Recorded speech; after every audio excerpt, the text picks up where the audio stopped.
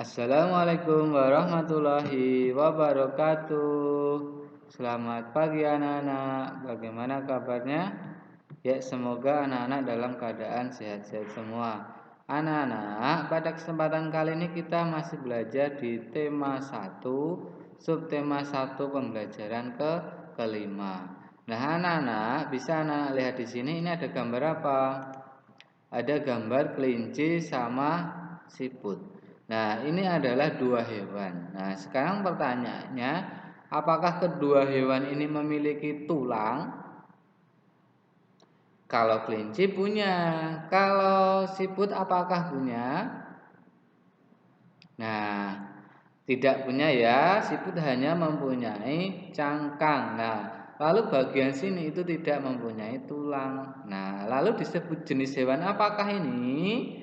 Nah, sekarang kita akan belajar yang namanya alat gerak pada hewan vertebrata dan hewan invertebrata. Apa itu hewan vertebrata dan invertebrata? Nah, kita bahas di sini. Nah, jadi berdasarkan ada atau tidaknya tulang belakang di dalam tubuhnya, hewan itu dibedakan menjadi dua. Nah, yang pertama adalah vertebrata. Yang pertama adalah vertebrata ini ya. Nah, lalu yang kedua adalah invertebrata. Lah, kalau yang vertebrata itu adalah hewan yang memiliki tulang belakang. Nah, hewan yang memiliki tulang belakang. Nah, contohnya apa? Kelinci, kucing, paus, ular, dan katak. Jadi, hewan yang mempunyai tulang belakang itu adalah vertebrata. Diingat-ingat ya anak-anak, yang memiliki tulang belakang adalah vertebrata. Lalu yang invertebrata. Nah, invertebrata ini adalah hewan yang tidak memiliki tulang belakang. Nah, tidak memiliki tulang belakang. Contohnya apa? Siput. Nah, tadi siput apakah punya tulang? Nah, apakah punya tulang ini? Tidak ya. Ini tuh cuma apa ya? Kayak daging ya, kayak otot lah. Nah, ini tidak ada tulangnya. Lalu ini cuma cangkang. Nah, cangkang itu bukan tulang. Nah, seperti itu. Nah, lalu semut. Nah, semut pun juga sama. Dia tidak mempunyai tulang. Ada lagi, ada cacing. Nah, anak-anak siapa yang pernah melihat cacing atau bermain dengan cacing? Nah, kalau anak-anak pernah melihat atau bermain dengan cacing, itu cacing tidak mempunyai tulang. Nah, seperti itu. Lalu ada lagi yaitu kupu-kupu. Nah, kupu-kupu itu juga tidak memiliki tulang belakang. Maaf, tulang belakang yang tadi yang Bapak maksud. Tidak mempunyai tulang belakang. Nah, ini harus anak-anak ingat. Siput, semut, cacing, kupu-kupu ini termasuk hewan invertebrata atau hewan yang tidak memiliki tulang belakang seperti itu. Lalu kalau ikan Pak ada dia termasuk apa? Vertebrata atau invertebrata? Coba diingat-ingat, tulang itu ikan itu mempunyai tulang belakang tidak? Tidak. Nah, makanya punya ya. Ikan itu mempunyai tulang belakang. Jadi dia termasuk vertebrata seperti itu. Nah, jadi anak-anak sekarang sudah bisa membedakan mana hewan yang termasuk vertebrata dan hewan yang termasuk invertebrata. Diingat-ingat kalau vertebrata memiliki tulang belakang, kalau invertebrata tidak memiliki tulang belakang. Nah, selanjutnya kita belajar ke bahasa Indonesia. Nah, jika anak-anak kemarin sudah belajar cara menemukan sebuah ide pokok atau kalimat utama di dalam sebuah paragraf. Nah, sekarang kita belajar cara mengembangkan ide pokok. Kita membuat ide pokok sendiri, lalu kita buat paragraf. Nah, kita belajar yang mengembangkan ide pokok. Nah, pertama caranya di sini adalah menentukan topik. Nah, anak-anak pengen membuat tentang apa? Tentang kesehatan ya, maka topiknya tentang kesehatan. Nah, tentang pendidikan, maka topiknya juga tentang pendidikan. Lalu membuat ide pokok. Nah, membuat ide pokok, menentukan ide pokok dari paragraf teks yang akan dibuat. Nah, ide pokoknya itu apa? Dibuat terlebih dahulu. Nah, semisal ya, kalau tentang pendidikan, semisal kayak gini. Belajar adalah hal pokok yang harus dilakukan oleh anak. Nah, itu ide pokoknya seperti itu. Langsung Bapak buat kalimat. Nah, kayak gitu. Lalu membuat sebuah kalimat berisi ide pokok. Oh, maaf. Jadi tadi langsung ya, langsung ke tahap ketiga, langsung Bapak buat kalimatnya. Nah, jadi tadi kan pentingnya belajar ide pokoknya, lalu langsung Bapak buat menjadi satu kalimat. Nah, itu jadi yang nanti jadi satu kalimat utama seperti itu. Lalu yang kedua, mengembangkan kalimat dan ide pokok menjadi beberapa kalimat, atau ini biasanya disebut dengan kalimat penjelas atau kalimat pendukung.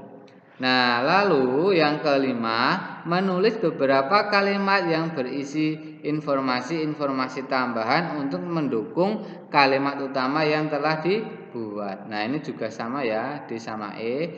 Lalu yang keenam atau yang ke F, menyusun kalimat-kalimat tersebut menjadi sebuah kalimat yang padu. Nah, nanti setelah itu jadilah sebuah paragraf seperti itu. Nah, selanjutnya kita langsung ke muatan SPDP. Muatan SPDP. Nah, di sini anak-anak melihat sebuah gambar tidak? Ya, anak-anak pasti melihat sebuah gambar.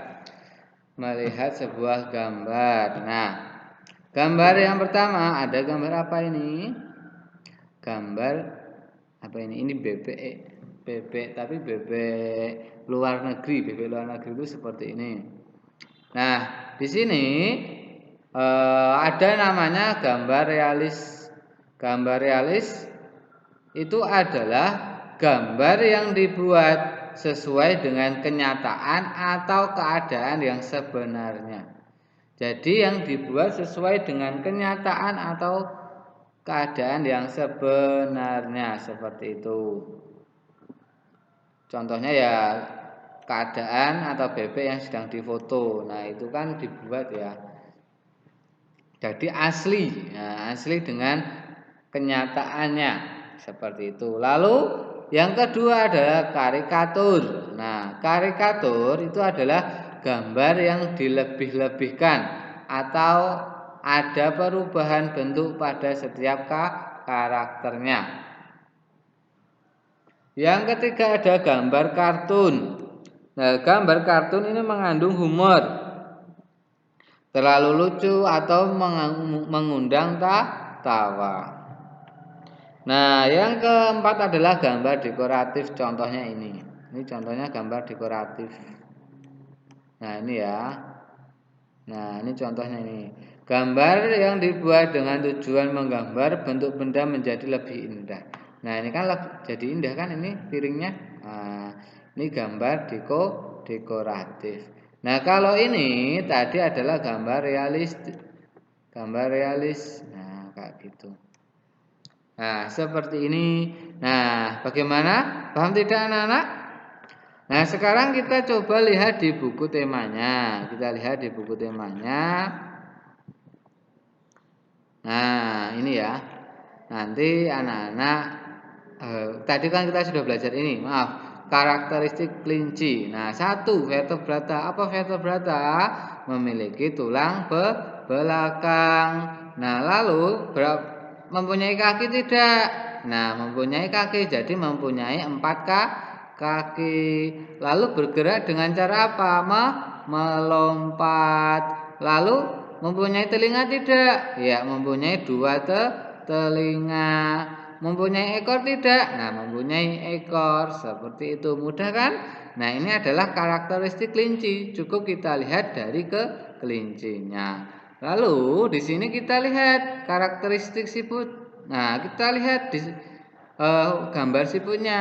Nah, avertebrata ya atau invertebrata itu sama. Avertebrata atau invertebrata itu sama, yaitu tidak memiliki tulang belakang. Nah, kalau tadi kan apa yang Pak Tri jelaskan di sini invertebrata ya. Nah, invertebrata sama avertebrata itu sama. Itu tidak memiliki tulang belakang seperti itu. Nah, selanjutnya siput mempunyai 2 antena. Nah, ditulis siput mempunyai 2 antena. Bergerak dengan cara apa? Dengan cara merayap. Nah, lalu mempunyai apa ini? Cangkang. Lalu siput mengeluarkan apa? Lendir. Nah, ini adalah karakteristik siput seperti itu. Nah, lalu di sini nanti coba anak-anak mengerjakan ini yang halaman 43. Nah, nama hewan, nama organnya apa? Nama organ geraknya apa? Nah, semisal belalang itu organ geraknya apa? Fungsinya apa? Cacing organ geraknya apa? Lalu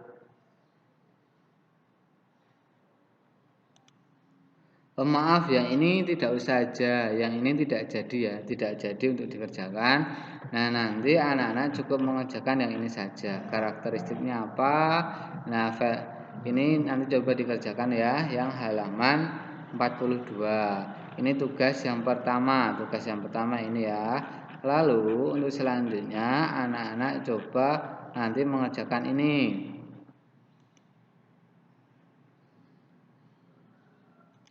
Nah, anak-anak mengerjakan ini. Apa ini? Anak-anak mencari ide pokok dan kalimat pengembangnya. Di sini ada 6 paragraf ya, ada 6 paragraf. 6 paragraf itu mana aja? Nah, yang pertama ini. Ini sampai sini ini adalah paragraf ke-1. Lalu ini sampai ke sini ini adalah paragraf kedua. Lalu ini sampai ini adalah paragraf ke-3. Lalu ini sampai sini adalah paragraf ke-4. Lalu ini sampai ini adalah paragraf ke-5. Dan yang terakhir ini paragraf ke-6. Nah, anak-anak diminta mencari ide pokok sama kalimat pengembangnya. Caranya bagaimana? Nah, kita contohkan. Kita cari di contohnya ya. Paragraf pertama. Ide pokok itu selalu ada di kalimat utama. Nah, kalimat utama letaknya kalau tidak di awal paragraf atau di akhir paragraf. Nah, kita baca dulu. Siput menurut sebagian orang dianggap sebagai hewan yang lambat dan menjijikkan. Bahkan karena gerakannya yang lamban, tidak jarang orang-orang membandingkannya dengan kelinci. Siput juga dianggap orang yang menjijikkan karena tubuh yang penuh lendir. Nah, di sini kita cari kalimat utamanya. Nah, kalimat utamanya letaknya kalau tidak di awal ada di akhir, dan kalimat utama dijelaskan oleh kalimat yang lain. Nah, lalu kita ke kalimat yang pertama dulu. Siput menurut sebagian orang dianggap sebagai hewan yang lambat. Nah, ini hewan yang lamban dan menjijikkan.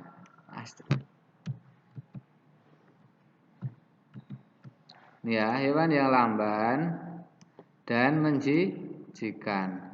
Nah, sekarang di sini apakah ini dijelaskan oleh kalimat berikutnya? Kita lihat hewan yang lamban.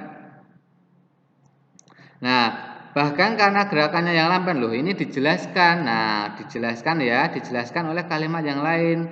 Yang menjelaskan ini adalah kalimat pengembang. Nah, lalu siput juga dianggap menjijikan loh. Ini juga dijelaskan. Nah, jadi sudah ketemu. Kalimat utamanya adalah kalimat pertama. Nah, karena kalimat pertama dijelaskan oleh kalimat yang lain. Seperti itu. Jadi, kalimat utamanya adalah ini. Nah, ini ya, ini kalimat utamanya. Lalu kita cari ide pokoknya. Kenapa? Karena di sini yang diminta adalah ide pokok. Ide pokok itu bisa ringkasan dari kalimat utama. Nah, ini bisa kita ringkas. Kayak gini contohnya. Kan ini bunyinya seperti ini ya. Siput menurut sebagian orang dianggap sebagai hewan yang lamban dan menjijikan. Nah, langsung saja kita ringkas. Siput dianggap sebagai hewan yang lamban dan menjijikan. Dah jadi. Itu adalah ide pokoknya. Ide pokok paragraf pertama. Nah, selanjutnya nanti kan bisa diisi di sini tadi. Nah, selanjutnya adalah kalimat pengembang. Nah, kalimat pengembangnya bagaimana? Nah, kalimat pengembangnya anak-anak cukup pilih salah satu saja. Yang ini atau yang ini. Nah, seperti itu. Ditulis sampai titik ya, dari awal hingga titik. Paham? Ya, semoga anak-anak paham. Anak-anak jika masih bingung bisa tanyakan langsung ke Bapak. Sekian penjelasan dari Bapak. Assalamualaikum warahmatullahi wabarakatuh.